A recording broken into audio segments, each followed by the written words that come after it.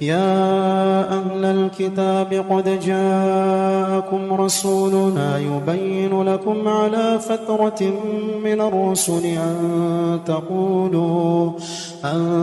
تقولوا ما جاءنا من بشير ولا نذير فقد جاءكم بشير ونذير والله على كل شيء قدير.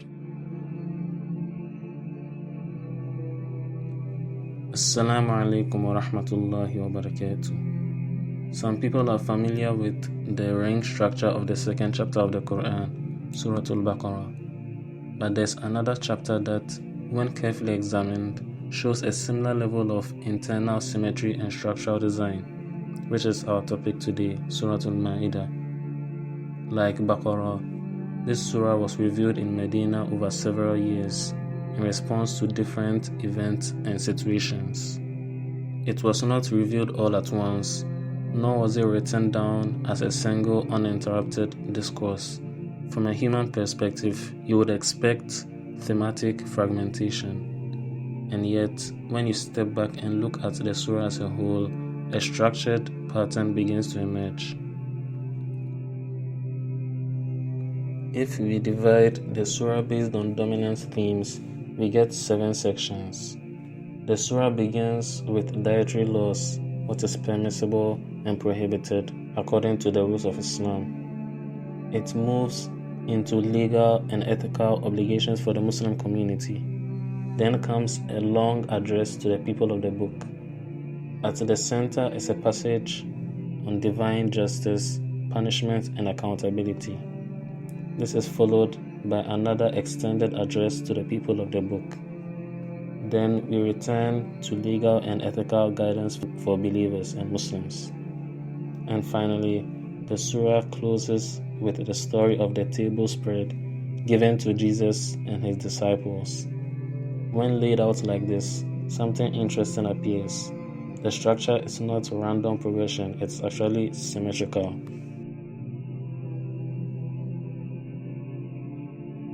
Surah Al-Ma'idah opens with dietary laws on what is permissible and pure to consume. It closes with the story of a miraculous pure table spread of food sent from God as a sign to the disciples of Jesus Christ. At first glance, this might seem unrelated, but both revolve around the same idea: food as something being governed entirely by divine authority. In both cases, provision is not random, but is rather tied to obedience, faith, and accountability. So the surah begins with restriction and ends with provision, forming a clear thematic frame.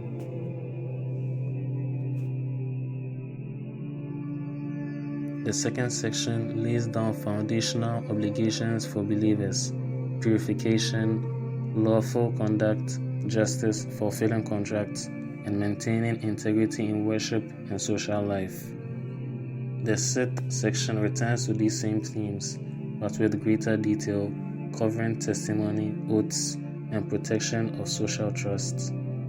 Once again, this is not simple repetition, but it's rather reinforcement. The first part of this pair establishes the framework. The second revisits it after the intervening themes have developed the consequences of obedience and disobedience in the mind of the reader. The third thematic section of Surah Al-Ma'idah is a long address to the people of the book, that is, the Jews and the Christians. It focuses primarily on their historical failures, such as breaking covenants, rejecting prophets, and distorting the guidance that was sent to them. But this section is more structured than it first appears. It can be broken down further into 3 internal movements: a recounting or remembrance of their past transgressions, a direct call to them, which is bookended by the repeated address, "O people of the book, there has come to you our messenger." Then a return again to their historical failures and covenant breaking. So instead of a flat critique, the section moves in a pattern which is history, and then invitation to the truth, followed by history. Then we turn our attention to the 5th section, which returns to the same audience and dialogues with them once again, but it shifts focus. Here, the emphasis is no longer only on their past failures, but on their present rejection, how they continue to turn away from revelation despite recognizing its truth. It also addresses theological deviations, including distorted beliefs such as the doctrine of the Trinity, and repeatedly calls them back to the final message brought by the prophets. So together, these two sections form a progression. One focuses on historical collapse, and the other focuses on ongoing resistance.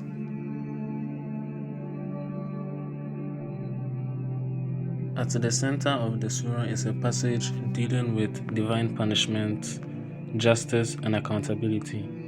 This is not just one theme among many. What makes this section distinct is that it presents a complete framework of divine justice, bringing together crime, legal consequence, repentance, and ultimate accountability before God. But there is another layer to why this section stands at the core. Throughout Surah Al-Ma'idah, one phrase appears more frequently than in any other chapter. O you who have believed, or Ya ayyuhalladhina amanu. These are direct calls to the believers, introducing commands, warnings, and responsibilities. At the same time, the surah repeatedly commands believers to fear God, emphasizing taqwa as a constant thread running throughout the chapter. In other words, it is where instruction becomes accountability. Everything leading up to this point, the dietary laws, the ethical obligations, the historical examples, builds towards this moment where the consequences of obedience and disobedience are made explicit, and everything that follows flows from it, reinforcing the same message. Within this core, there's also a clear internal structure. It begins with the punishments for those who spread corruption in the land and wage war on the Muslims, and ends with the punishment for theft.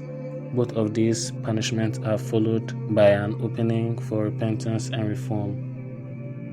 Between them stands a powerful declaration that no one can escape God's punishment, even if they were to offer everything on earth twice over as ransom, as long as they are deserving of it.